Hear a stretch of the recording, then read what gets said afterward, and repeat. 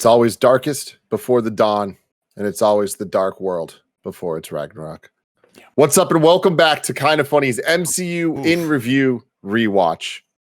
I'm Tim Geddes, and I'm joined by the Big Daddy himself, Greg Miller. Hello, Tim. The producer/seducer, Nick Scarpino. Top of the morning to you, Tim.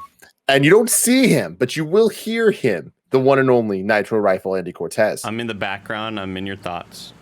Yes, you definitely are. And he's running the show today. So it's going to be one of those fun ones where anything can happen or nothing can happen. We're just going to have to see how it all goes. This might not all have no audio. It might be doubled up audio. It might be tripled up. Who the hell knows? We're having fun today. Andy is going to crush it. I totally believe it. I feel it. How are you feeling, Andy? I'm feeling a lot better once I figured all the audio issues. I'm trying to get Nick balanced with you all, but I feel like he's really quiet. Is it quiet? I appreciated as soon as we got going, Andy just went, oof.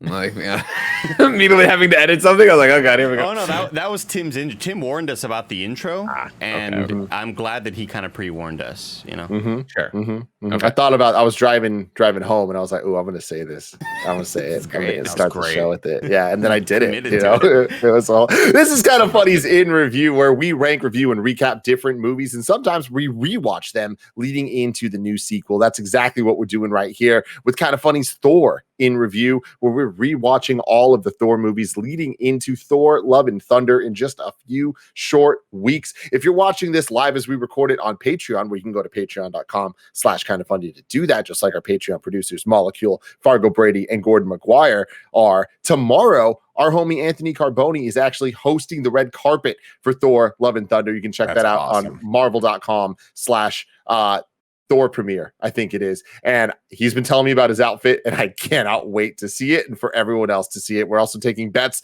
on whether or not the red carpet will in fact be red. I hope that it's not, but we'll have to wait and see to find out. You can get on youtube.com/kindafunny. You can get this on roosterteeth.com. If you want to get it as a podcast, search your favorite podcast service for Kinda Funny in review, and we'll be right there for you. If there's a movie franchise you love or hate, chances are we have already talked about it. You can check it out on this beautiful show, Kinda Funny in Review. Today, we're brought to you by Shopify and Athletic Greens, but I'll talk about that later. Let's get right into it. Thor, The Dark World, released on November 8th, 2013. And that kind of got me thinking. It was a simpler time back then, right? Almost a decade ago at this point, which is nuts to think about. But nowadays, we're getting 4 or 5 movies a year, 5, 6 shows a year in the MCU. But I want to look back at the cadence of releases in the early days, because we had that beautiful moment in 2008 where in May and June, we got back-to-back Iron Man and then Incredible Hulk.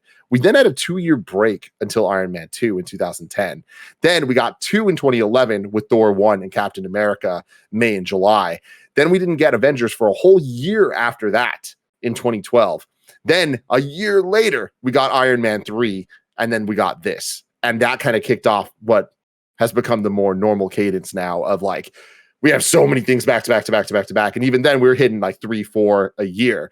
But I think that is important to keep in mind as we talk about this movie, because I think all of us can agree that not only is this a low point for the MCU as a movie, I also think just in terms of hype and momentum, this was probably the lowest the MCU has ever been, because there was that year plus gap of just like, we got Iron Man 3 and then we got Dark World. You know, the hype leading into Avengers had kind of went away. This could have been an animated thing that kind of took place on Disney Plus. Like, here's what happened in between these movies.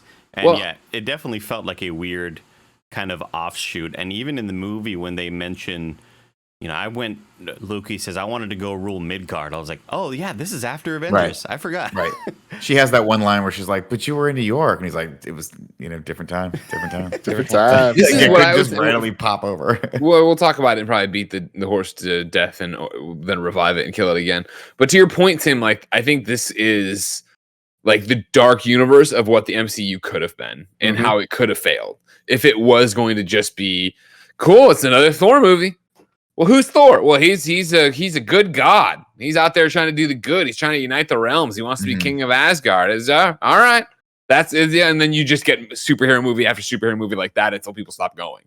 And it's and that's what I feel like watching Thor: The Dark World again. Like, yes, it is bottom tier. Yes, it is. We of course put it all the way at the bottom of the MCU in review when we did it originally, and then that was a joke, and we put movies all around it that were also not great, even though there's not that many. But the problem with it is like, it's not that it's terrible. It's not like it's a horrible movie. It's just the fact that it's not interesting. It's uninspired. And I think also, especially coming back to watch it now as we get closer to Love and Thunder, right? And having seen so much Thor and seen so much Loki and seen, I mean, even a little bit more, no, I guess no, not more Jane Foster, but more of Eric and Darcy and everything else. Like, you watch this and you're like, the fucking potential is there. You know what I mean? Like, Tom Hiddleston still fucking kills as Loki and what they give him. And like, Hemsworth looks great. And like, all right, but it's like, when he's trying to be serious Thor, you're like, this fucking sucks. Like, I want comedy Thor, which you're about to get. Yeah. Just run through the rest of the rigmarole real quick. We got the runtime 1 hour, 52 minutes. Definitely did not feel that way. Felt a lot longer. Directed by Alan Taylor. Nick, are you familiar with him from anything? I'm not. He's mainly known for directing Terminator Genesis, the movie side of things, but he is best known for his TV work and has actually won a bunch of awards for things like Game of Thrones episodes and Boardwalk Empire, Mad Men, Sopranos, things like that. So pretty good. Lost, West Wing. Music for this one was done by Brian Tyler, who is the same guy that does most of the Fast and Furious soundtracks. And he brought back some of the original Thor themes, but then like really kind of made what now is the Thor theme in the MCU that I forget the guy's name, Mothersbaugh or whatever from Ragnarok, the Rugrats composer. Yeah, Mark something or other. Yeah, Mark Mothersbaugh. Yeah, he's the one who does the Rugrats. Yeah. It's badass. But anyways, it's interesting because this is one of the last movies to use the old school Marvel Studios intro before we get the actual movie footage and stuff. And that theme was done by Brian Tyler as well. Oh, okay. This one had a budget of $170 million and a box office of $644 million. Quite a sizable increase from the first Thor movie, but a big drop off from the Avengers movie. But that makes sense. Anyways, Greg, you already gave your thoughts. Do you have more thoughts to give? That's pretty much the general. I mean, before we get into the blow by blow of it, it's definitely I'm not mad, I'm disappointed. You're disappointed. And I think I remember leaving the theater and not loving Dark World and immediately forgetting it, but then going back and watching it, it is that disappointment of like, man, this could have been something if they not tried, but this could have been something. And then also, thank God this wasn't the blueprint for MCU from here on out. Just make a sequel and let's make it pretty much the same, do the thing. Nick, what are your thoughts? Yeah, I mean, I'm right there in line with Greg. The thing that I remember thinking when I walked out of the theater was, wow, okay, that's it for the MCU, right? This is one of those movies where I'm like, if this is going to be the direction they are, this is just so blah. It's so cliche in so many ways. It's like you let a computer analyze a few movies and then write the dialogue for this. The scene between him, any scenes between him and Loki, they just fall so flat in this movie, and I think. It's just the concept of what they thought Thor was going to be. That's the problem with this movie. We didn't know what Thor should be until we get to Ragnarok. And I think Chris Hemsworth even has talked about that, where he's like, I didn't really find the character until he worked with Taika and realized that Thor should be a really, really, like, he should be a goofball, right? He's one of the most powerful Avengers, not the most powerful Avenger according to him, but he should be sort of out of touch, but also like incredibly endearing at the same time. And it's just and you get moments of that, you get moments of that charm in the first one, but it's like, and this happens a lot with sequels. It's like the director didn't watch the first one and wants to push it like close, like into the, let's make it darker, but they lose the charm of the character in this. Like, if you see where Thor is at the end of that one versus where he starts at this one, it's like eons have gone by and he's just been beaten down by the burden of leadership. But it really hasn't. It's only been, 2 years or 2 months or something like that? I forget how much time passed between the first Thor and this one. She says it in the movie, but I don't know. I want to say I don't remember. But yeah, it's just the movie is just bogged down by how seriously it takes itself.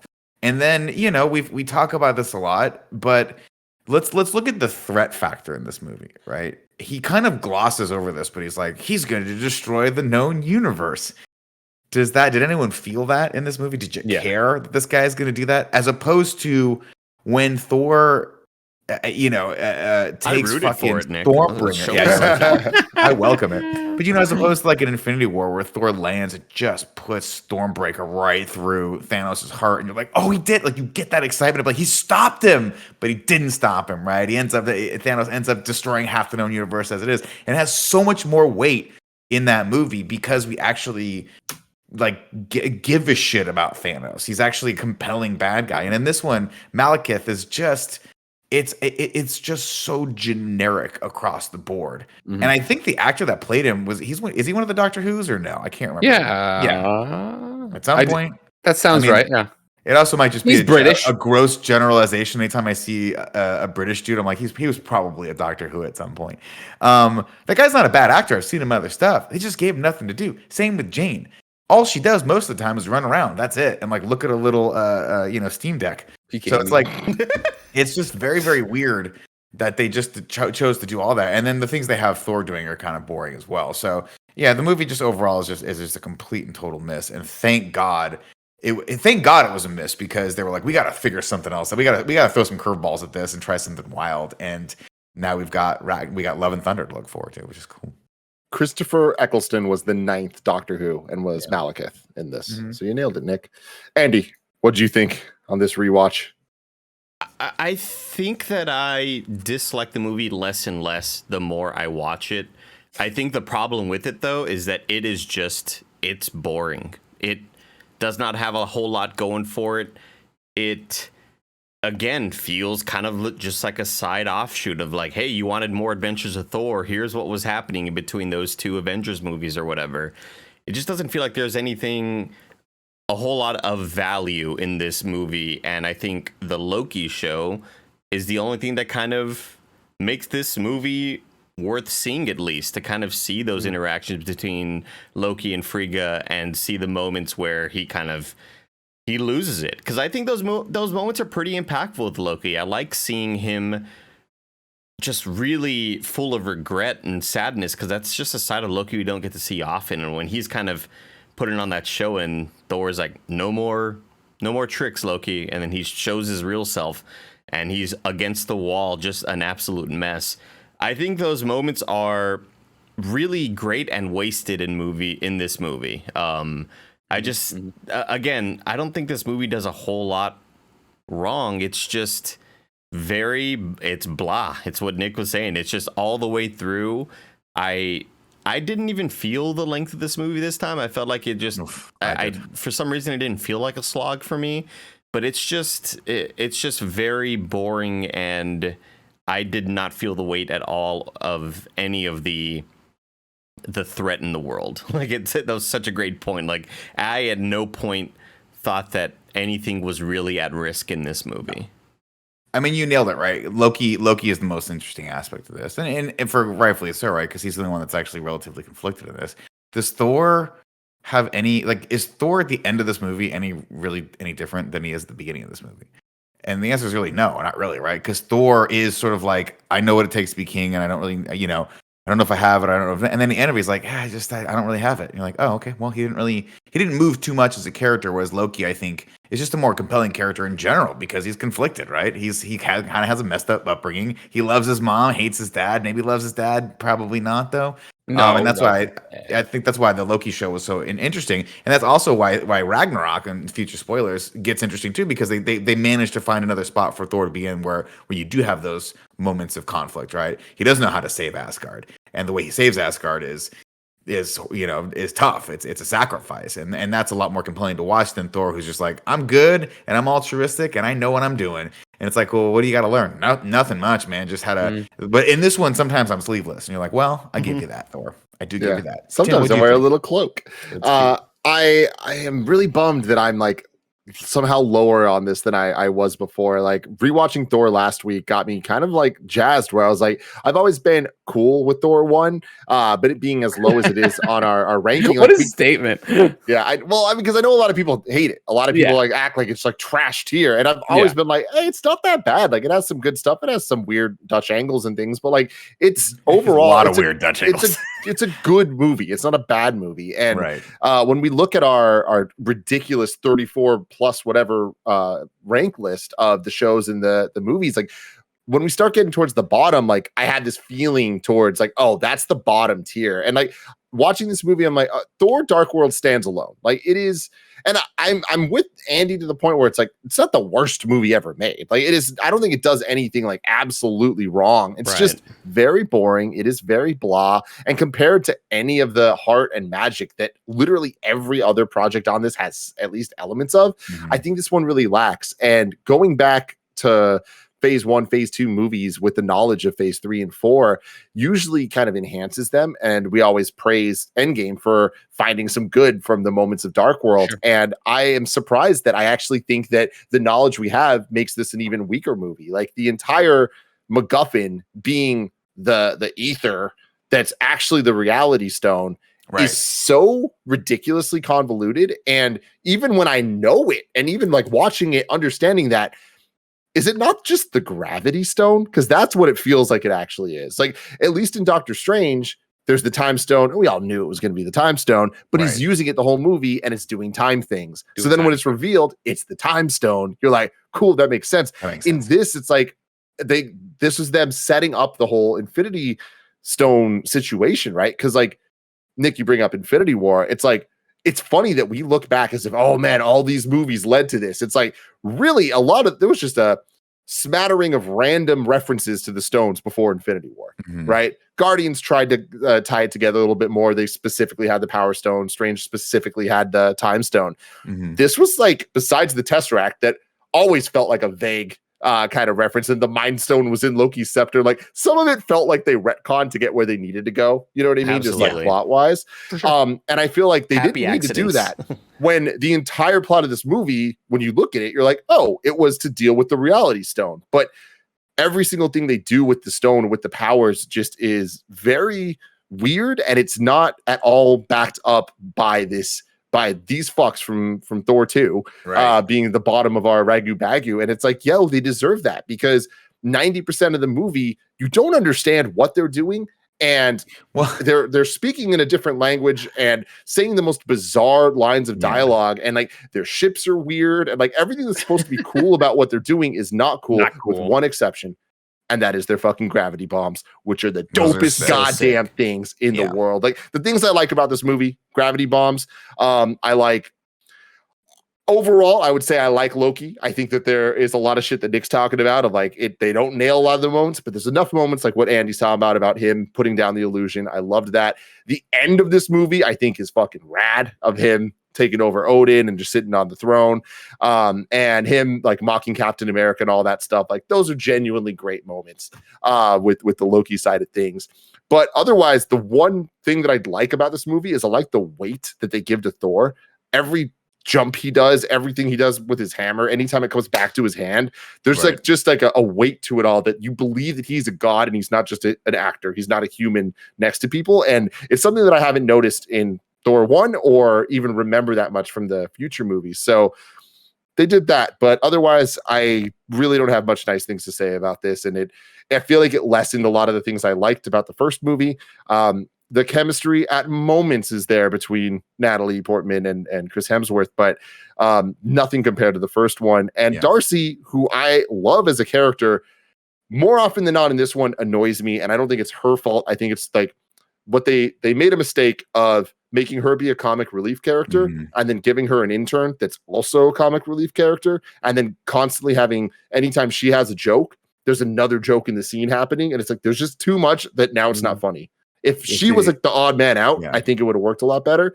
But for some reason, they insisted on having her surrounded by funny things, including like Eric Selvig, like running around naked and stuff. It's like, there's just too much and shit. The intern and you have to be very careful when you have a character who's so comic relief that they're pointing to all the ridiculousness in the world and almost like breaking the fourth wall. And they do it more often than not. They do it great in Marvel, where they're like, this is a completely ridiculous moment that's happening. Let's call attention to it. But you have to be very subtle about that. And your movie has to be good. If your movie is not good, that character pointing out to the audience how stupid the situation is has a different meaning to it altogether.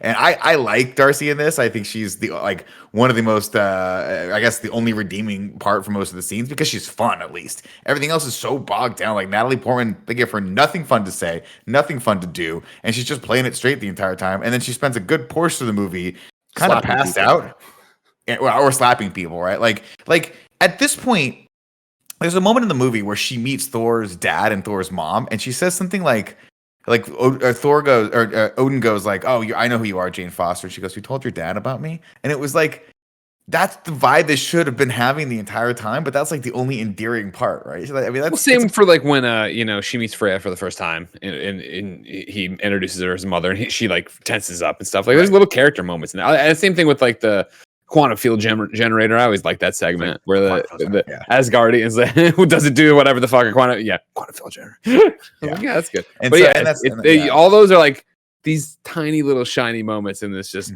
murky movie. One thing that I thought was fun to think about is the context of now having the Loki show with this, where this Loki we see in Dark World is the beginning of a different Loki than the one that we get in the show, because the Loki we get in the show is him getting space stoned out from the Avengers movie, right? So like we never even get him in the handcuffs back to Asgard. I just thought that was just kind of a fun framing to look at this and be like, oh wow, so much happens that are now living Loki in the universe only knows because he watched the movie, right? Like Frigga dying and all that stuff. It's like that didn't happen to the Loki that you guys get what I'm saying. But I thought that was like it was just kind of fun to be like, oh wow, like the breakoff point happened a lot earlier than I really kind of gave credit to in thinking of where we are storyline wise. Cause like thinking about the novelty of Loki pretending to be Captain America in this, it was like, that was a big moment. And it's like, now that's just like, oh, that's just kind of an expected. Every movie's going to have 5 of those, you know? Greg, what's going on? You chilly or what's going on? I am chilly. Yeah. Must be now, nice. Can I ask? I have so many questions. Is this a robe or is this a house sweater? This is a robe. Okay. It was brought up earlier today, Nick, that Watto made an appearance on Screencast. Mm-hmm. And when Watto had made an appearance on Akeem's Daily a while back, a lot of people had pointed out that Watto was kind of phoning it in because this is Greg's background and Greg's shirt. Yeah. So I made sure to grab a bathrobe to be covered up, and then I did a little green screen effect for Watto to have himself in. But then I was cold and I looked over and I have a couple sweatshirts piled up. Mm-hmm. But then I saw the robe and I was like, the robe is quite comfortable. So I wanted to was the robe indicative of Watto's original Jedi outfit that you wore? Correct. That is correct. Okay, it was the closest I could do with that being at the studio. I appreciate this. I want to help Watto be the best Watto he can be. Yeah, that's understandable. Very nice. Andy, do you have the ability to bring something up? If it's just a picture, if not, it's all good. Yeah, but I do think it would be worth doing. Okay, let's see. But yeah, it was nice seeing Watto today, Greg. It's been a while. Mm-hmm. I was happy to be able to make it. I looked at the calendar earlier. I was hoping to be able to coordinate a Watto appearance for you. I saw how early it was, and I was like, oof, I'm not gonna do that. And then I got down here, and you guys were still going. I was like, here we go. Can I ask a Kenobi spoiler? Is Watto in Kenobi? No, that's why Watto was upset about it. Yeah. Copy. Oh, so I'll let you know a Kenobi spoiler. Okay, I haven't watched Kenobi yet, so I kind of went out on a limb that he wasn't there. But since my Twitter hadn't burned down, I think I got it. I think it's a fairly safe assumption. He's coming. Don't worry. All these Star Wars projects, you're getting Watto somewhere. Tim, what exactly am I looking for here? There's a lot of just. I sent you a GIF. It's a GIF of Thor. Oh, okay, gotcha. You see that? Gotcha. Yeah, whatever you send me, it's like it looks like Tumblr. There's just a shitload of GIFs all over. Got the it. screen. My bad. Here we go. It's Greg. I thought he was doing the cosplay of Thor from Dark World. That's I apologize. That's more of a drape. That's more of a tablecloth. That's more of you're in a hurry to get out. There's a shawl. Some sort of. You were knocking boots, and somebody came home early. Toss on the tablecloth. You're ready to get out of there. Anyway, a lot of tabs up in there. All right. We're going to get to the plot and all of that fun stuff. But before we do that, let me tell you about our sponsors. This episode is brought to you by Athletic Greens. I've been using AG1 the last few months because I figured it was well past time I start thinking about vitamins, but I'm usually not the biggest fan of their format. So being able to drink a flavored water is much more up my alley. And I'm a huge fan here of the fact that it doesn't taste super healthy. It kind of has like this mild tropical taste to it that I look forward to every morning. With one delicious scoop of AG1, you're absorbing 75 high quality vitamins, minerals, whole food source superfoods, probiotics, and adaptogens to help you start your day right. It's time to reclaim your health and arm your immune system with convenient daily nutrition. It's just 1 scoop in a cup of water every day. That's it. No need for a million different pills and supplements to look out for your health. Athletic Greens is going to give you a free 1-year supply of immune-supporting vitamin D and 5 free travel packs with your first purchase. All you have to do is visit athleticgreens.com/kindafunny. Again, that's athleticgreens.com/kindafunny to take ownership over your health and pick up the ultimate daily nutritional insurance. athleticgreens.com/kindafunny. This episode is brought to you by Shopify. Shopify gives entrepreneurs the resources once reserved only for big businesses to everyone. So upstarts, startups, established businesses, content creators alike can sell everywhere, synchronize online and in-person sales, and effortlessly stay informed. I love how Shopify has the tools and resources that make it easy for any business to succeed, from down the street to across the globe. Our content creator friends use Shopify to manage all their merch sales and stuff, and I recently got Gia a pair of Allbirds from the Allbirds website, which also uses Shopify. So that's an example of big websites using Shopify for their sales. You can gain insights as you grow with detailed reporting on conversion rates, profit margins, and to help you supercharge your knowledge of your sales and your success. You can go to shopify.com/kfgames, all lowercase, for a free 14-day trial, and you can get full access to Shopify's entire suite of features. Grow your business with Shopify today. Go to shopify.com/kfgames right now. That's shopify.com/kfgames for a free 14-day trial. Shopify.com/kfgames. Anyway, Greg Miller, we got you. Let's do it. He is a thunder from down under. This is the plot for Thor. Oh yeah. I stuck with it. that was you know what, Andy, every bit worth it to get through that walk. Thor: The Dark World. But you're not Ragnarok. Not yet. Let's talk about Malekith, guys. Let's talk about the Dark Elves.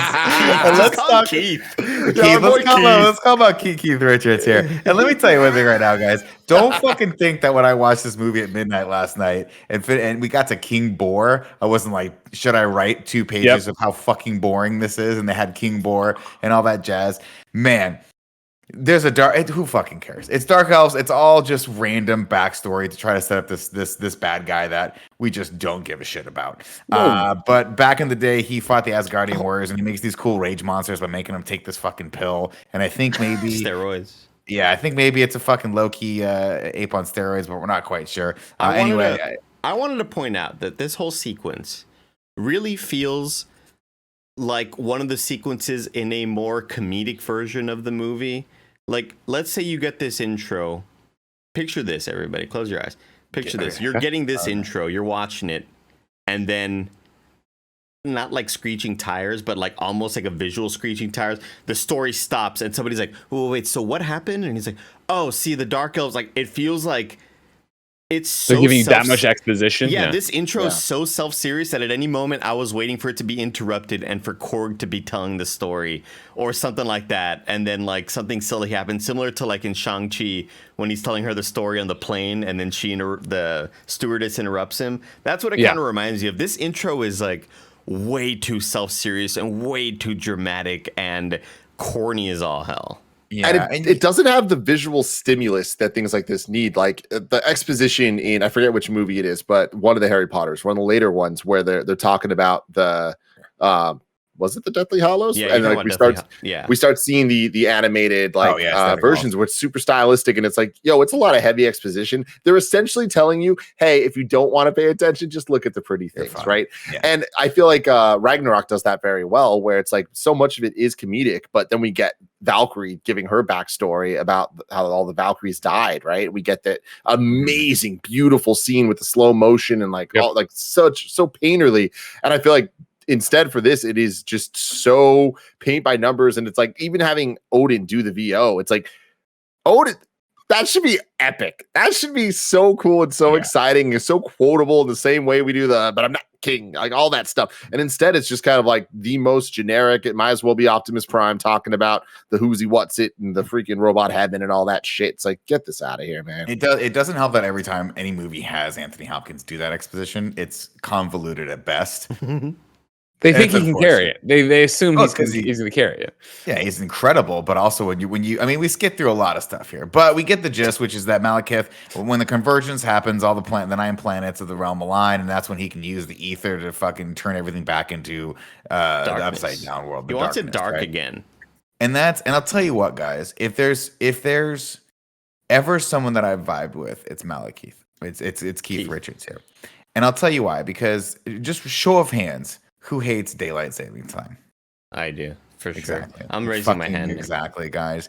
And what he's really trying to say is, can we just get rid of it? Can we just why are we so worried about these farmers? Exactly. Oh, but it'll be dark when the kids come home from school or go to school. That's how it's already happening one way or that way. Let them fucking fight. You know what I mean? That's the other thing too. Kids got to get tough out there.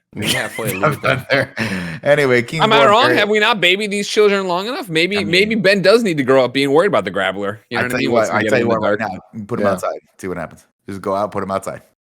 Fair enough. Okay. King Bor buries the ether deep in Minas Morgul, and the movie starts.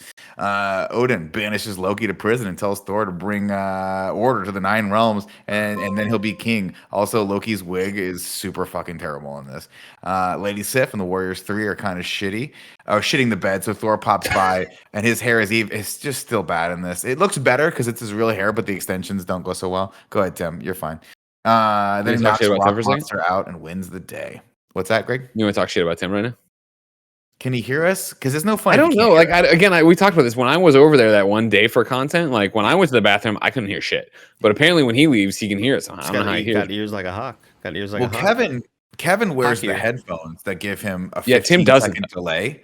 Yeah. So that every time he says anything, it startles himself. Where he's like, "Whoa." You know, but I don't think Tim's doing that. So I love how much Andy laughed at that because he knows exactly what fucking because when he talks, I can hear it's throwing me off. Yeah, it's just like stop, fucking stop. Plug it into the computer. I do like Thor's hair in this quite a bit. It reminds me a lot when we get that first shirtless scene. I get extreme Witcher vibes. Okay, he's shirtless, he's sweaty and wet, and he has the hair kind of like pulled back up top. It reminds me a lot of what's his face, the Witcher, Henry Cavill. Henry Cavill. Yeah, except that wig in The Witcher is it's just an abomination. It looks like a fucking dead goat on his head. Wait, okay, I'm coming into this late. What's our stance on Thor's hair in this one? Bad. I like it. Bad. I think it's not that bad. I think it's fine, but I don't think it's good. It's not good. We'll just say it's not good. It's better. It's better than the fucking pillowcase they put on his hair in the last one. But I'm like, just let him have short hair. You could tell that even the producer, the people that were in part of this were like, by the time we got to Ragnarok, they're like, how do we just fucking cut his hair? How do we get that hair? Like, let's just cut it. Who's gonna cut it? Exactly. Anyway, wait, I have a moment here where I was like, is that Zachary Levi playing Fendrel? Why did they change this person, the actor, out? Do we know this? Because that's not the same Fendrel from Thor 1. They randomly just got Zachary Levi. They knew he was going to have a big part in this and then get killed immediately in Ragnarok with like one line. So they were like, we really got to give that to Zach Levi. Cool.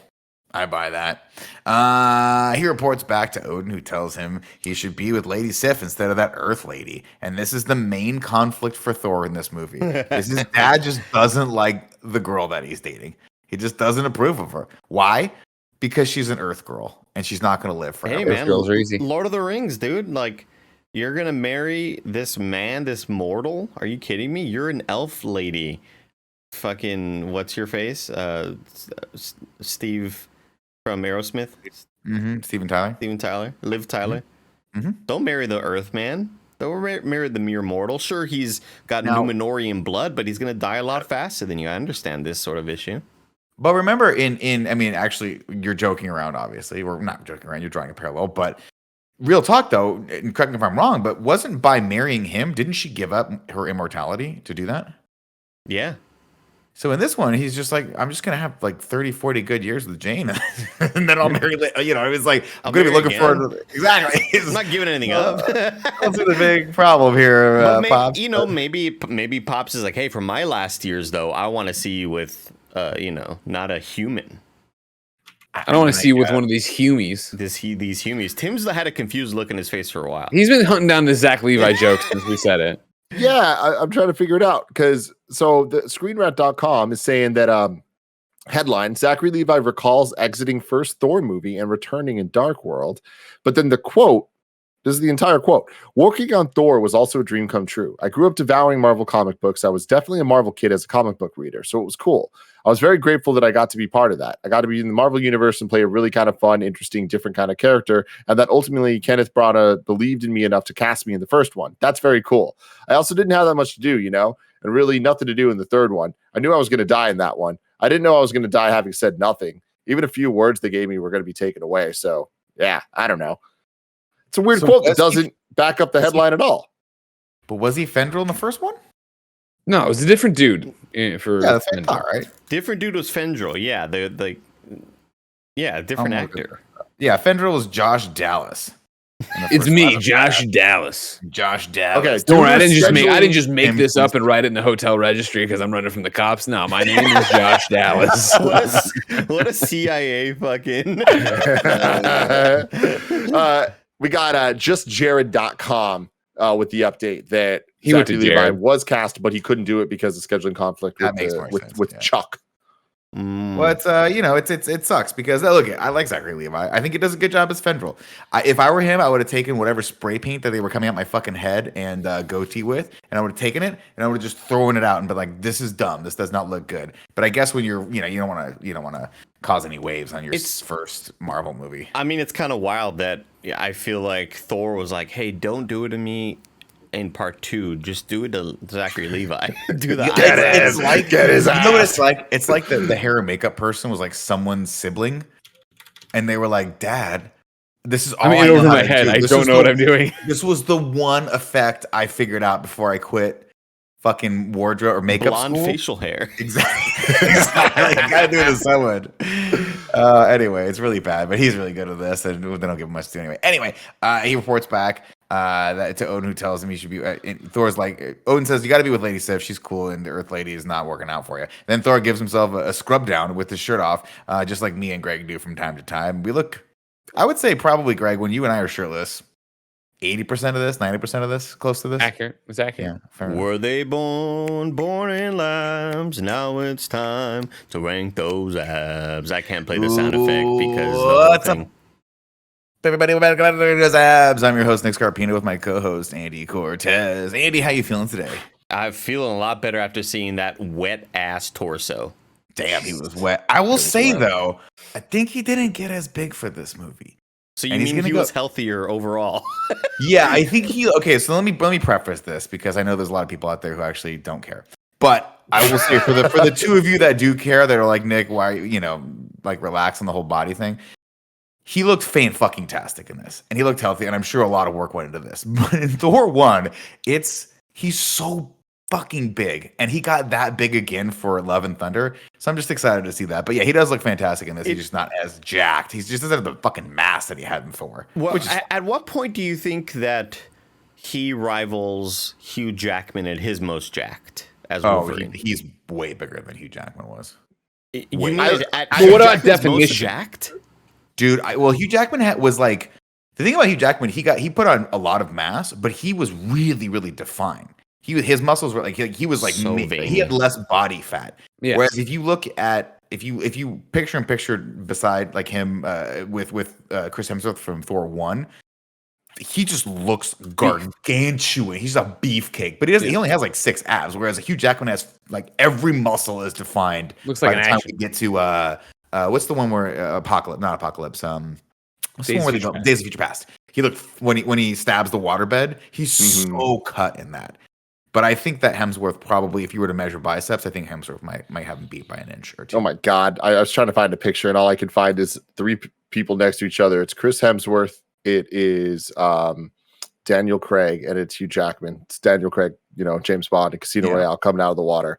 And just 3 of this is like the most Nick picture I've ever seen in my life. It's they're so inspiring that I look at them and I go, I'm not gonna try that. I'm not even gonna try. Good for you. Can't hit those top. You're out there. Try doing this.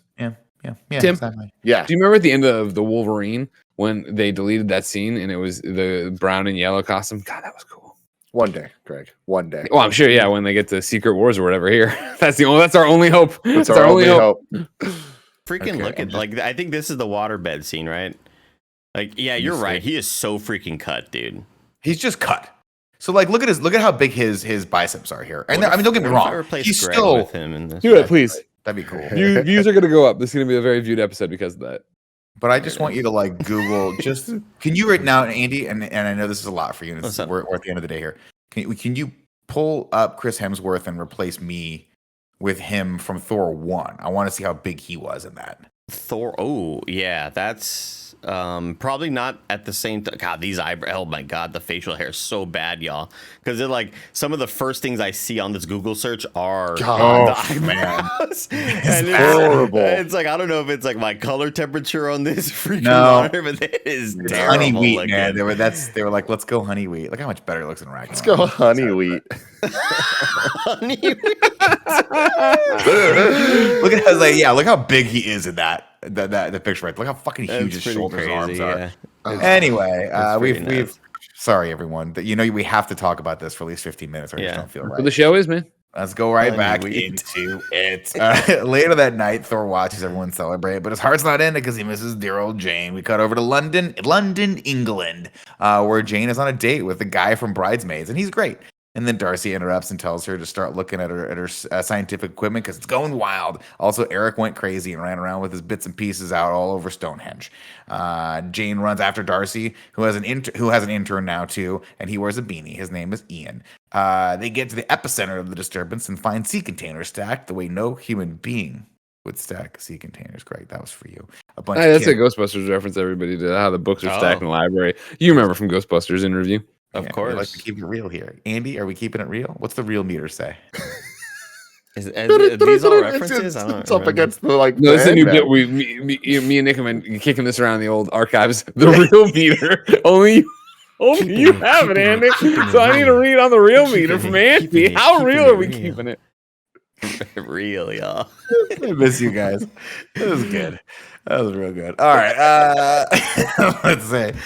Oh, a bunch of kids show Jane what they found. There's been a rift in time and space, and now they can all lift cement trucks and play real life Portal with a bottle. But sometimes objects come back, and sometimes they don't. They don't know why.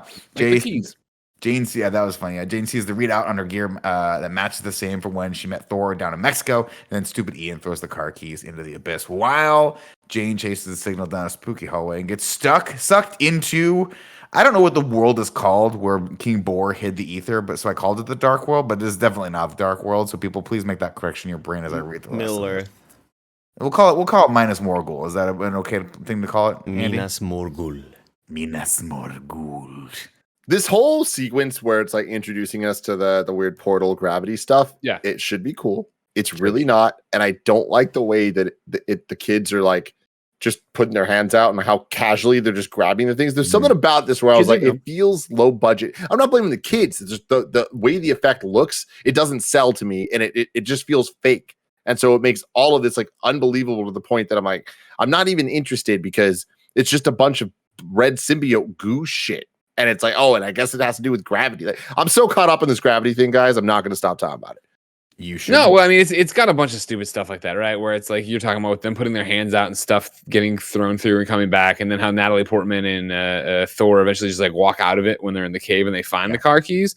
But then when the birds go through one of the similar holes and they come up from underneath Darcy and Eric Selvig, and they do their best to act it, but the birds are just like cutting through them. But it's like, why didn't you fall into the hole, or why aren't you moving more? Like, why aren't the birds slamming? It's like, whatever. Fall into the hole. Fall into the fucking hole, Eric. Fall into the hole. That was a Gap reference, everybody. Andy, are we going up or down on the real meter? The meter? Where's the meter? The real meter is fucking plummeting. Oh, man. Thor asks about Jane, but Heimdall has oh, sorry, we skipped a beat here. Thor leaves the party to go hang out with Heimdall, and these two have really good chemistry. This is one of those things where I want the Heimdall, excuse me, Andy.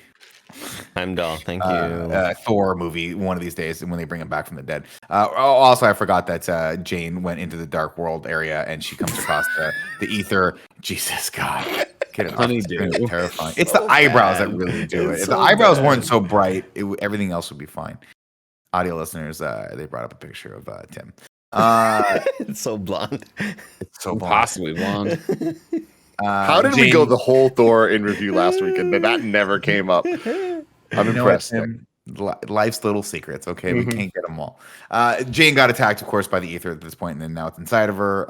The attack triggers Malekith to come out of hibernation in space. The convergence is happening again. Anyway, Heimdall tells Thor about the convergence. He's like, "It's beautiful. I can see it." And this is such a cool concept where he's like, "Nobody else really can see this, but I can see it because I see everything." And then Thor's like, "Yeah, cool. How's Jane? Can we take a look at Jane?" And he's like, she's doing okay, man. She's really smart. She sees the convergence too, but she doesn't know what it is, but she's really smart, man. She's figuring out, oh wait, she's gone. And Thor's like, what? Now's the time to go. Now it's like he's been gone for so long, but when did the Rainbow Bridge get remade? And why would excellent question. Between this and Ragnarok, they're done. It's a question. So here's the thing, right? He's like, oh, we do these battles and then we party for like 3 weeks.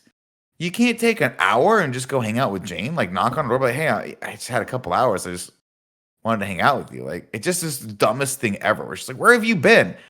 I don't know. The Rainbow Bridge takes 5 seconds to go. Just go every night. What the fuck else are you doing? I don't know. I digress. He's saving the You understand, man. Chaos. I really don't. Greg, what doesn't he understand? What do I know? Definitely not how to keep it real right now, because he's being what I call a fucking narc to Thor. All right, Sub-Zero on the real. Get out of here, Poindexter. All right. Eventually, Andy, could we get a graphic and/or a program made for a real meter, so that when people watch us, they can vote on how real we are and see the real meter go up in real time. I like that. Okay. You can use the YouTube chat for right now for patreon.com/KindaFunny. Everybody, when you think we're being real, I want you to give a fat 5. But it has to say fat 5, all right? And when we're not being, when we're going back to Poindexter Town, you give me 1, Greg. but it has to be 1. I'll watch and I'll call it out. I'll tabulate. Greg, can you please use the Kind of Funny Twitter to put up a poll? How on the keeping it real scale, where we at? Just make one of the options fat 5. Yeah, fat 5. I want an 1. I want a fat 5, and then dealer's choice for number 3. 1. Oh man. Let's see. Jane walks up to the other side of the warehouse. She comes out of the ether or whatever, and it walks out of the other side of the warehouse, and it's raining everywhere but on her. I love that effect. And then Darcy's like, what the heck's going on? And then she just looks over to her left. And this is the first time these two characters have seen each other in a really long time. And there's so many emotions built up into this. Jane loves him, but she feels scorned by him. She feels abandoned. But she still wants to see him, but she's conflicted. But instead of having him come in a moment of heroics, she just looks over to his left, and he's just standing there by a sea container. It's like, okay, I'm gonna say this, and I don't want to bring this energy in, Andy, but it's the criticism I had of The Dark Knight, where it's like, really, you just had Batman just kind of over there on the roof. I'm like, oh, we didn't notice he was over there on the roof. Oh, gotcha. Figure out a way to get your fucking characters. This is the first time the two main characters of this movie have seen each other. It should be a moment, and instead they were like, we don't have time, guys. Well, it is kind of a moment because it's raining, but it's not raining, kind of thing. You know what I mean? And like, there's that part of it. And it's turned Darcy a bit. Like, I'll agree, it's not a fat 5. It's not a. All right, like, you're just normalizing this fucking terminology. What was that, by the way? I voted for Fat 5. All right. It's not what I would call the stereotypical fat 5. It's not your usual fat 5. I also love that fat's all in caps, like cat 6. You know what I mean? Where it's like, I don't know. That's how it looked in my head. All right, it's perfect. That's how it looked in my head too. Anyway, back to it. Jane's like, "Where the fuck have you been?" She walks up, she slaps him, and then she slaps him. That doesn't make sure you're real. Bam. That was for where you been because it's been so long. And then she's like, I saw you in New York. You didn't come visit. And he's like, listen, I was a little busy. I fought for you and stuff. And she's like, yeah, but you could have taken like 5 seconds to come back, right? Like you got to New York somehow. Anyway, you ate shawarma. Yeah, you had time for shawarma. You had time to come, and also like it doesn't matter. Jane goes to talk to the cops. When one of the Bobbies tries to mishandle her, she explodes in that ether. And then Thor, the cop's like, hey man, you gotta stop. She just exploded and attacked a bunch of us. And she's dangerous. And Thor looks at the cop and threatens him by saying, I'm dangerous too.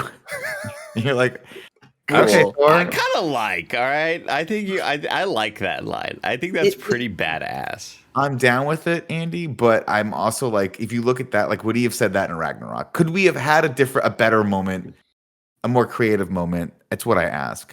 Could we gone from a 1 to a fat 5? That's all I want.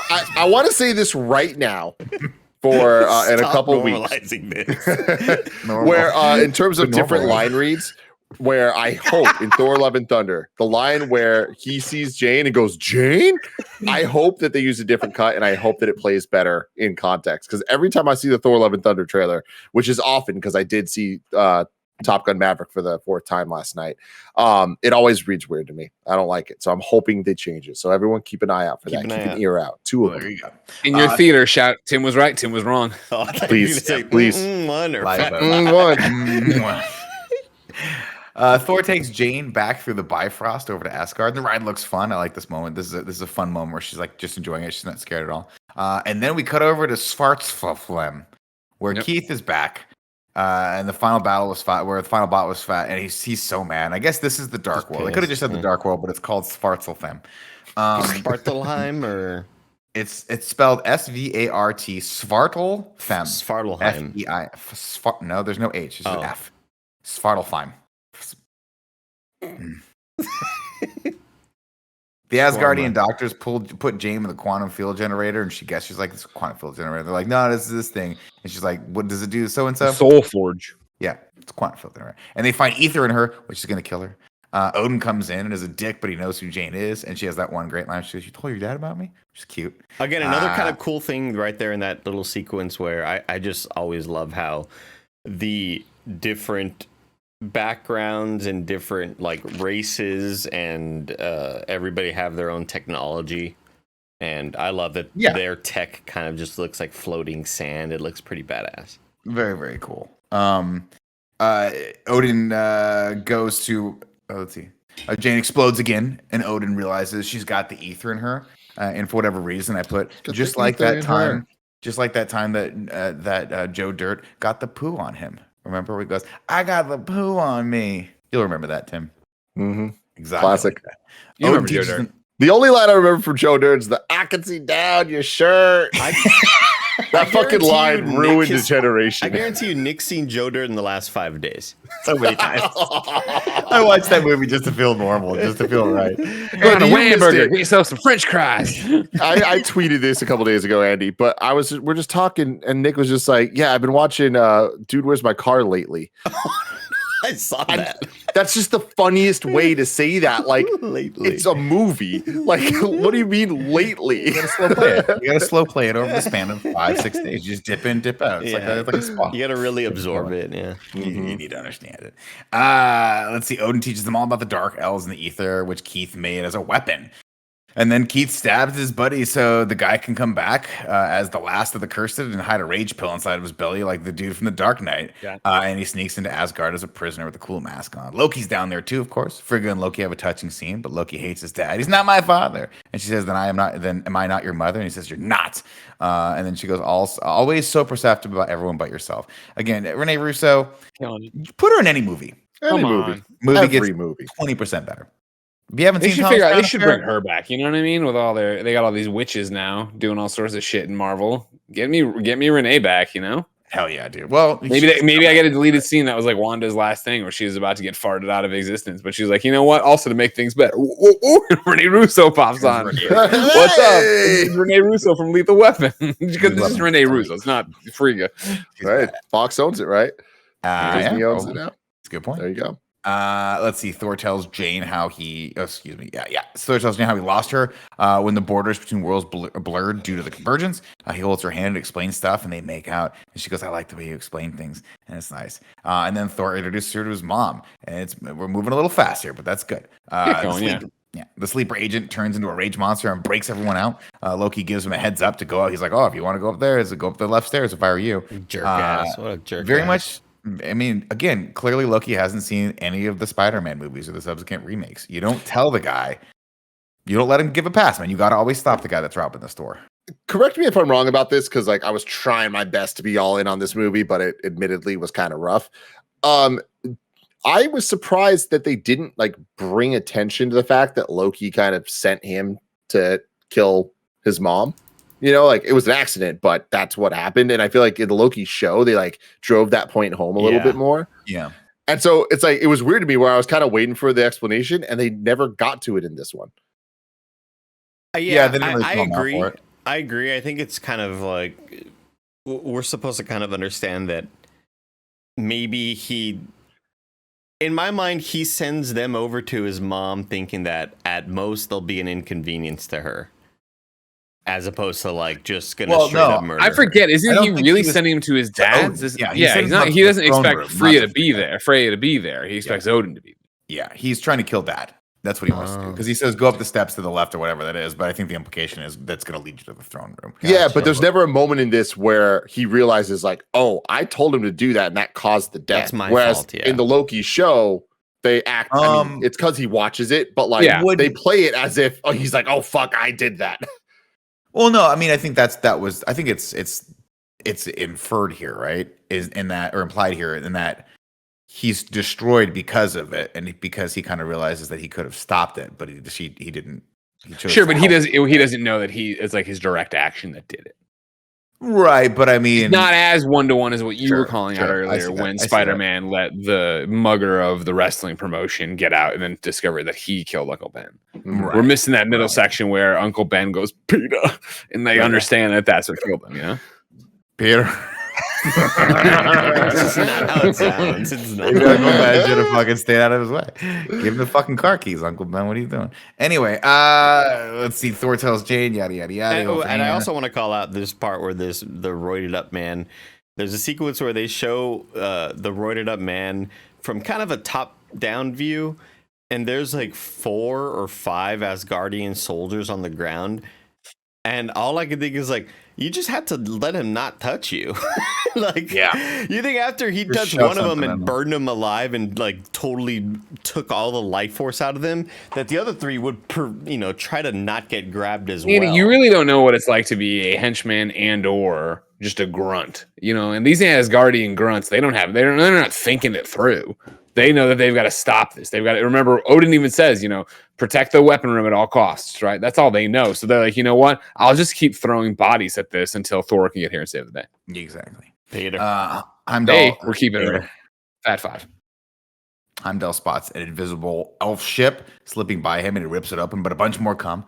And then we see the generic elf masks and they look really bad here. I'm going to say it. They look like kind of bad cosplay. This whole sequence right here, the invasion sequence, it to me looks like an Unreal Engine 5 demo with like it's also just such a weird contrast of this Middle Earth looking fantasy world with these Star Trek ships, and it just clashes and it feels ugly. Like none of it feels like it takes place in a unified type of world. Like it feels too much like multi-dimensional stuff is happening when it's really not super multi-dimensional in the way that we talk about, different,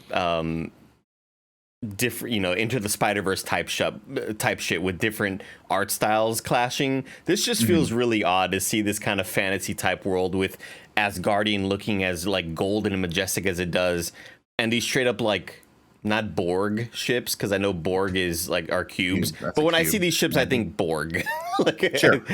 Yeah, and Borg. It sucks too because like Nick was just bagging on the dark elf masks. Like I like the masks, but I just think that they do end up looking kind of goofy with the way that they're lit, and like every time we see them, like they're supposed to be scary and like kind of off-putting with the black eyes, and I feel like they're just not given time to shine in that way, so it just reads wrong. And then these ships are a cool design, like the idea of it kind of going vertical and horizontal to like fit in different things, like all that's cool. But when you see the cockpit, it's just like overly technical in a way that I'm right there with you, Andy. It's like it's just so juxtaposed against the like clean, like elegant Asgard that we're getting, that like it doesn't feel right at all, and it just kind of becomes noise. Let's see, the ships clash, sorry, I lost it there for a second.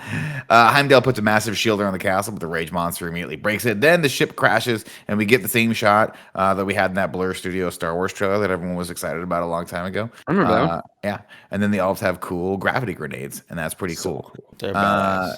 Keith uses one to destroy Odin's throne just for the spite of it, and then heads to Frigga and Jane. Frigga gets the better of him, but the rage monsters evens the score. Thankfully, Frigga is a witch and hid Jane. Unfortunately, rage monster stabs Frigga, and then Thor gets there just like a second later. Thor constantly in this movie just right out of frame. Just right out of frame. He uses his lightning to blast Malekith's face off, and then he throws Mew Mew, but it goes into the Dark World by accident. Dude, him throwing it and doing the jump, and the camera follows him as it goes out. Really cool. Woo! Pretty cool. We skip pretty quickly to Frigga's funeral here on the Rainbow Bridge, and people throw glowing balls into the sky like paper lanterns. Someone tells Loki, and he throws all of his furniture. Eric, He's mad. I like this next part, Eric. We cut over to Eric Sullivan, and he's giving a lecture about the alignment, where everything is connected. His gravimetric spikes can stabilize that focal point of the convergence, allowing everything to pass them without harm. Of course, as we pull back, realize he's giving a lecture in a psych ward of a prison, and which includes Stan Lee, another cameo by Stan Lee. Zachary Levi has a really bad wig on. Thor comes to argue with Odin. He wants to take Jane to the Dark World, where he can pull the ether out of her, and then when Malek wants to take it, he'll destroy it once and for all. And Odin's like, "You can't do that. You shouldn't do that. It's a bad idea." And he's like, "Why?" And he's like, "Oh, because it's an Infinity Stone. You can't destroy an Infinity Stone." Wouldn't and he's like, "Oh shit!" it. But it's like, don't do that. No. Does Odin not know what the ether is? I like how you had him turn into Bob Dylan for a second too. Man, it was on. You shouldn't break the ether. It didn't do. It's just weird. It's like I'm gonna go do this plan, and the first thing he should have said was, "Look, I gotta be real with you. I'm pretty sure this thing's an Infinity Stone that, for whatever reason, is just in like particle format. You can't kill these things. You can't blow these things up. Even your lightning can't do it. We gotta figure out something else." But instead, Odin's like, "No, you can't do that. That's a bad idea. I'm gonna put everything in prison and lock everything down." This conversation and how just stilted and like it all was. The note I wrote down was, there are a handful of DCEU movies that I would happily rather watch than this. Oof. And like I think that's just I mean it. Like I think that like this is the only MCU movie that I'm like, I'm not having fun watching this. Like there's not enough to like keep me intrigued, even in it's so bad it's good, or it's classic or whatever. It's just kind of like, ugh. I'd rather watch Man of Steel, Shazam. Easy. What the way? I thought you liked me. You liked Man of Steel. I did. That's what I'm saying. He said there's a handful of movies I'd rather watch than this. I would rather watch Man of Steel. Rather watch. Well, I thought you'd start with like the more controversial one. You know what I mean? Not like one that most people like saw. Right? I would rather watch Batman v Superman than this. Of course. Again, I thought we'd start with the controversial one, not one that's Again, put your fucking shawl on. You know what it reminds me of? We've talked about this before, but did you guys ever see that skit with John Hamm where he just plays himself, but he's always so cold? He's like, "I'm so cold," and he just keeps putting sweaters on, and then by the end of the skit, he dies. I've never seen God. that. He's like, "Why is it always so damn cold?" I feel like that's just a skit that you dreamt up one night. It might be. Great skit. We should get John Hamm on the phone. There you go. He went to Mizzou. Let's see. Odin here is kind of unhinged, more so than he was in the previous film. He's obsessed with sacrificing every last Asgardian if it means killing Malekith. Darcy and Ian see naked Eric on TV. Heimdall stops by for a drink with Thor, who asks his friend to help sneak him and Jane out of Asgard. Thor tells him that Keith will return and lay waste to Asgard unless he escapes. And it's like, and then you ask yourself this, you're like, will he? Because why are the Dark Elves so much more powerful than the Asgardians? Didn't he, in fact, in the flashback, and chat, correct me if I'm wrong, because I didn't bother looking this up, but don't they make a note where he's like, He crashed all of his ships into the and sacrificed all of his soldiers to kill as many Asgardians as possible before they stopped Malekith. How many ships could he possibly have left? And why aren't the Asgardians like the baddest people in all the 9 realms? I don't know. He can make ships faster than they can make the Rainbow Bridge. So that's what it comes down to. Makes sense. That makes sense. Thor and Loki.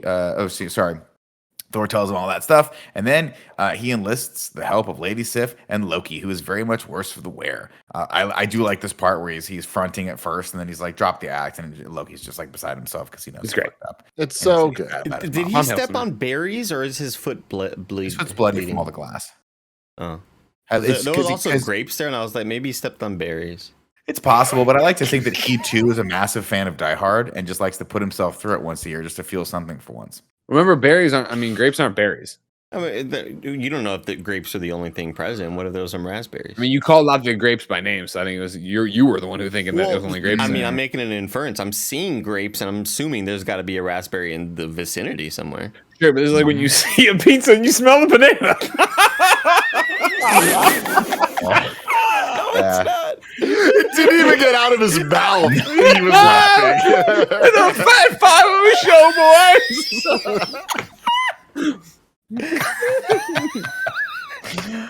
All right. I don't know if you noticed, Andy. I slacked you. I don't think your job's that hard. I already made a Fat 5 t-shirt. It's ready to go for Patreon.com. Come on now. Let's go, kids. Get it out the door. So many people want that. Loki and Thor walk, and they have some. Walk and they have some banter, and Loki turns into Captain America, which is a really, really fun cameo. But I'll tell you what, man, the dialogue here, if you go back and listen to it, is rough. I'm going to coin a new term here for the dialogue. Okay. I'm gonna call it, we spilled the same blood in the same mud. Yep. That's the kind of dialogue. No, The Rock. Sorry, Rock. That is The Rock, right? And in that, obviously in The Rock, which is a cheesy, dumb action movie, it fits. But my point is, it's so fucking cliche. Everything they say back and forth to each other, you can guess what they're gonna say next. It's just boring. And that's what all this back and forth is here, especially on the boat. When they get to the boat where they argue, it's like, God, I've heard this dialogue so many times.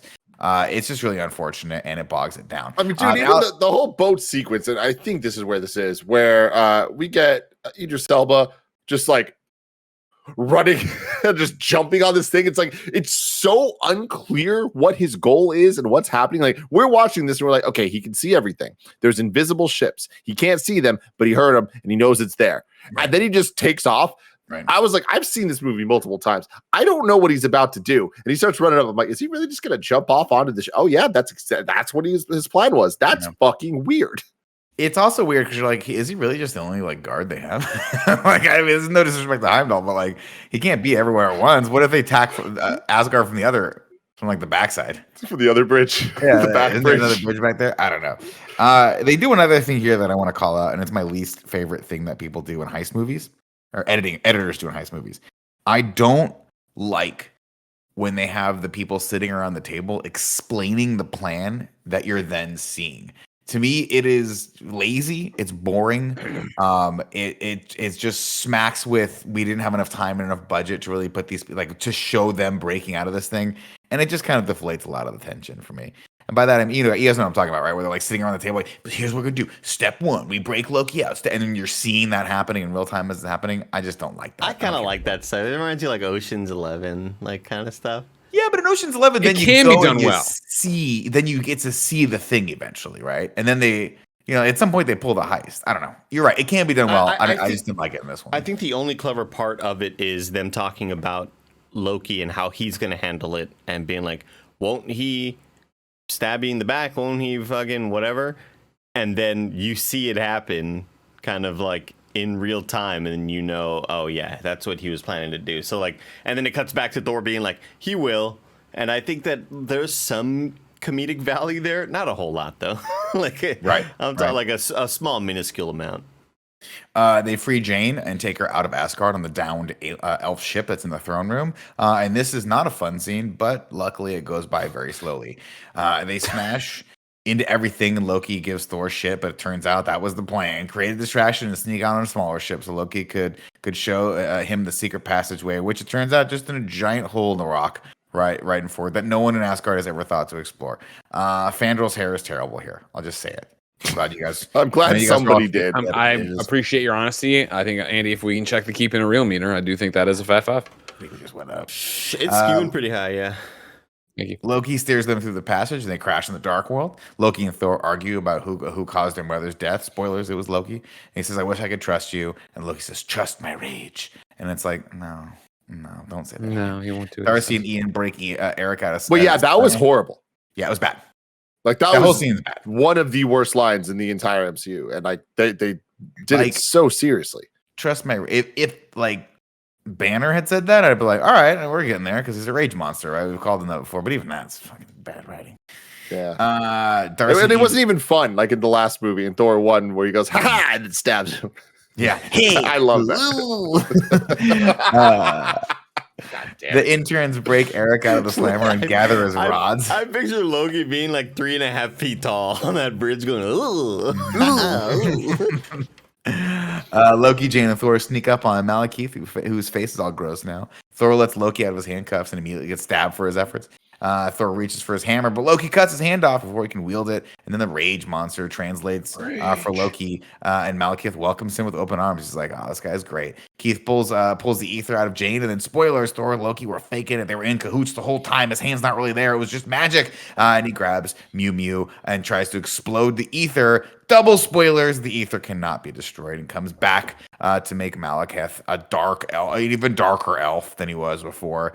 This is a perfect example of something I say a lot on these reviews, where just what you just said, reading the plot, it's actually pretty cool. But the way they show it, I feel like the pacing of the Loki turns and the Loki tricks and stuff is so weirdly kind of paced, where it's like so slow, and then all of a sudden everything's happening so fast, and like, oh, but we can't do the ether, oh, but we can't do this, like everything's moving, and you're like, yo, dude, like if you just took the time to allow what happened in 30 seconds to happen over 10 minutes, I think every moment would have hit a lot harder, because the reveal that like Loki betrayed them, it's like, oh, it's a bummer. That's like, oh, he didn't actually, it was part of the plan. I'm like, this is pretty damn cool, but it's too much too fast. And when you're facing off against just noise of Keith, it's not really fun. Come on, Keith.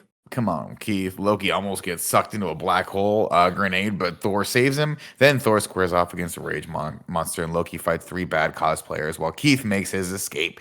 Thor gets pounded into the ground, but Loki saves him and gets stabbed through the heart. But Loki is the ultimate trickster and planted a bomb on the rage monster, and it kills him. And then Loki dies in Thor's arms, and it's kind of supposed to be a touching scene. Or does he? ? Jade knows Keith's plan. He's going to unleash the ether on Earth because that's where he's got to do it for the maximum effect of turning the whole universe into darkness.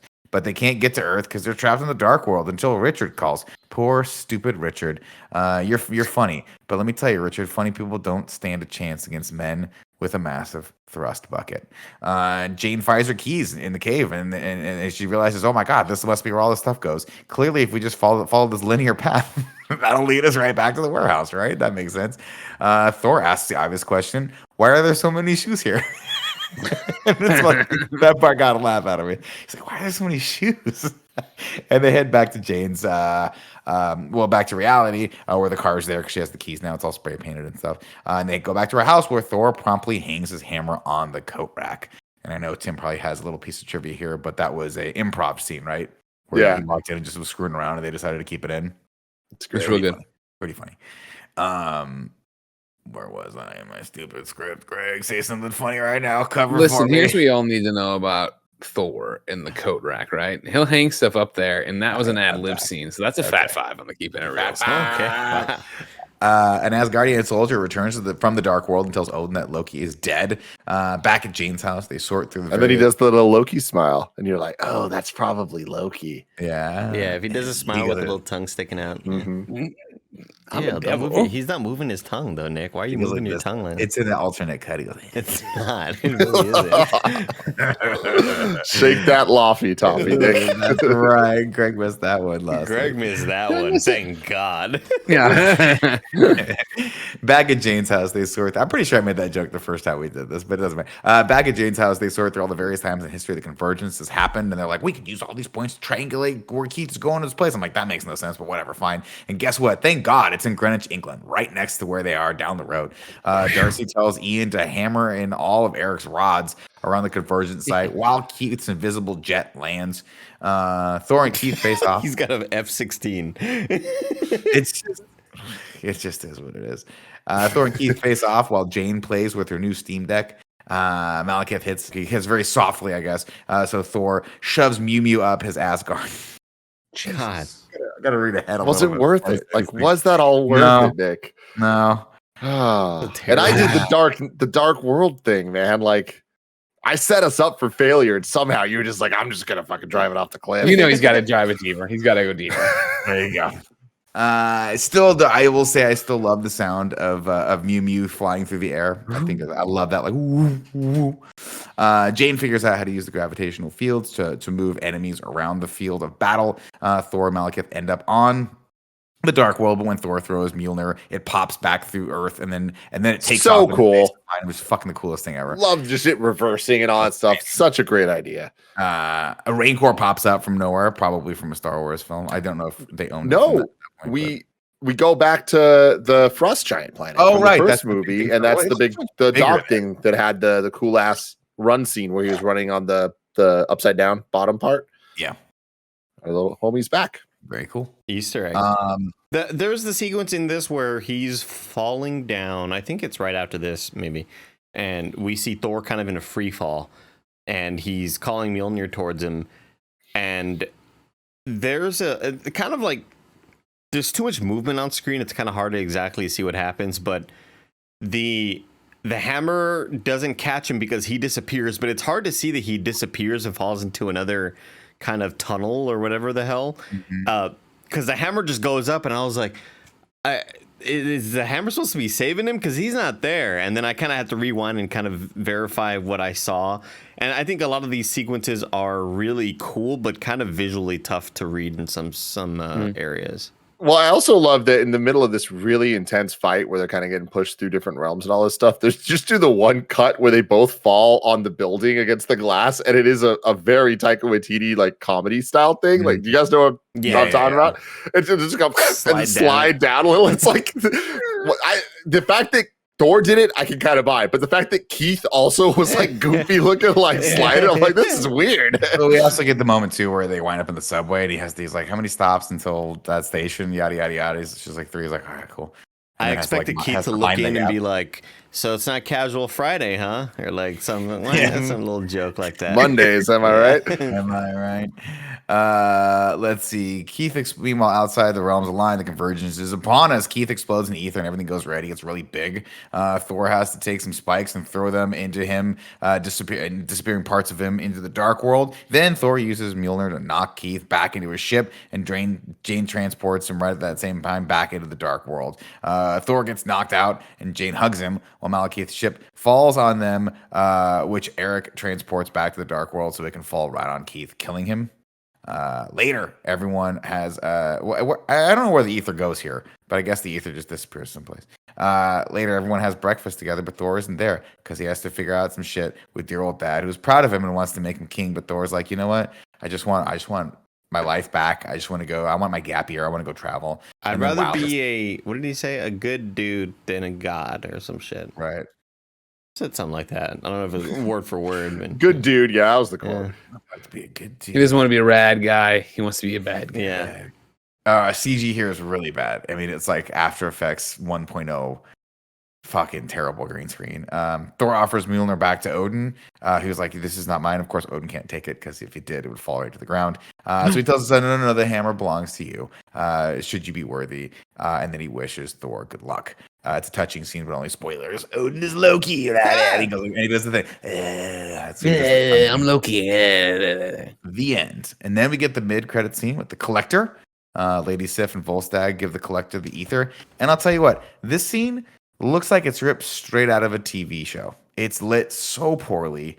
It doesn't look like it fits in any of this stuff. It's clearly tagged on, and I wouldn't be surprised if it wasn't the same team that shot this, if it was like a totally different thing, happened at a totally different time, because it just looks bad. I'm pretty sure this was James Gunn that did this. Because I know a lot of the post-credit things. Apologize right now. Watches this show, they're shot by the the next movie that they're in or whatever. But yeah, it's not good. It didn't look good. Not James Gunn's best work. I'll say that. I agree with you. It didn't look great. I did think it was a fun scene though overall. And this being the intro to the Collector, such a weird character.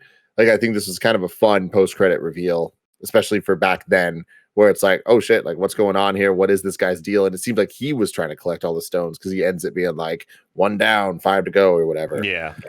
So I was like, it's kind of nifty. And of course, we get the line. I've said nifty on every piece of content I was in this last week. I don't know if any of you noticed that. This is again what we were talking about. I think they're kind of future proofing of just like, all right, we don't know exactly what we're doing and what these things will be and how it's going to work, but we'll just put it all out there. Then we get of course, he talks about how it's like, why don't you keep it the vault at Asgard is like, it's not smart to keep 2 Infinity Stones so close. We have the Tesseract, that's an Infinity Stone too. And then credit scene, and then Thor comes over for breakfast, and the Rancor, and they make out, and the Rancor chases some birds, and that's the end. And then it says Thor will return, and that, ladies and gentlemen, is Thor: The Dark World. The Dark World. And if you could bring up the rankings again, I know we already did. But just to reiterate, yeah, this is last, and like it's it's 34 out of 34 currently. My question to you guys, do you think we will ever get something that goes below this? Wow. Because I don't think it's possible given the current trajectory of the MCU. I think things would have to get really bad, because I think that if things like Eternals that were, in a lot of cases, I would say a swing and a miss, right? Maybe not like the world's biggest trash fire, but it was a miss compared to what it could have been. And that was like something different. If that ended up being 29, I just don't see something being 35 on this list. Yeah, I don't know if there is something that bad. I don't know if it gets by Feige or like.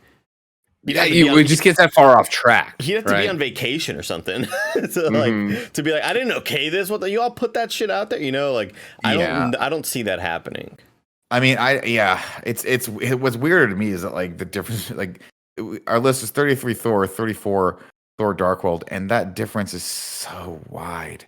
Like Thor is so much better than this movie in so many different little tiny ways. Yeah, I don't think we ever get anything worse than this.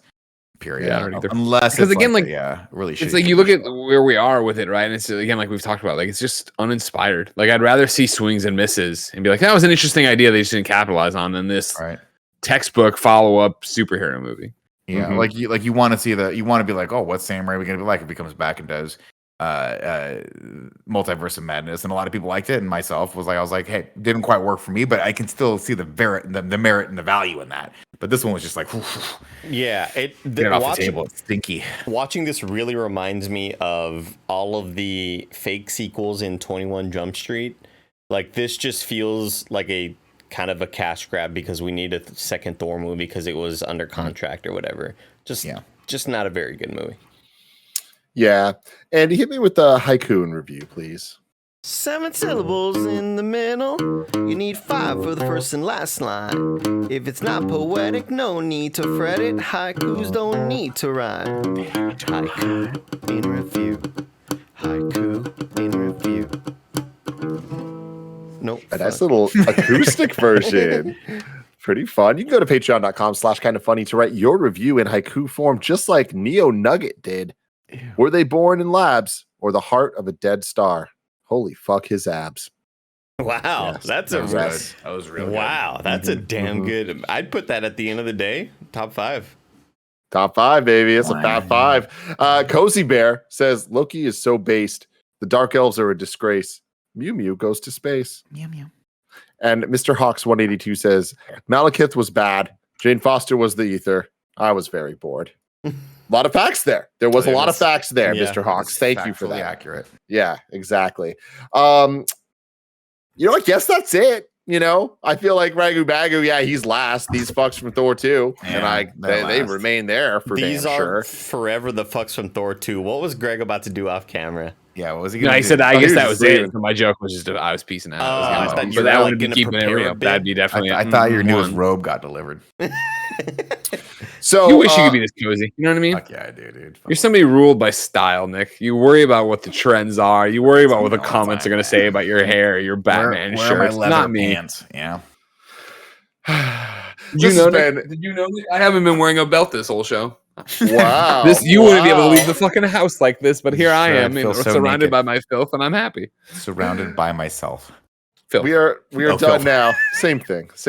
We're done with Thor. We're done with Thor Dark World. Next week, we are going to be doing Thor Ragnarok. And then the week after that will be Thor Love and Thunder. Whole bunch of things in between. Really exciting stuff. And then we will return to MCU rewatches leading into She-Hulk, where we're going to rewatch Hulk and see if Andy can finally get what he wants. Which not that the list is going to get re-ranked, just maybe some justification from us. You know what I mean? Like feeling validated at all for his thoughts. But maybe not.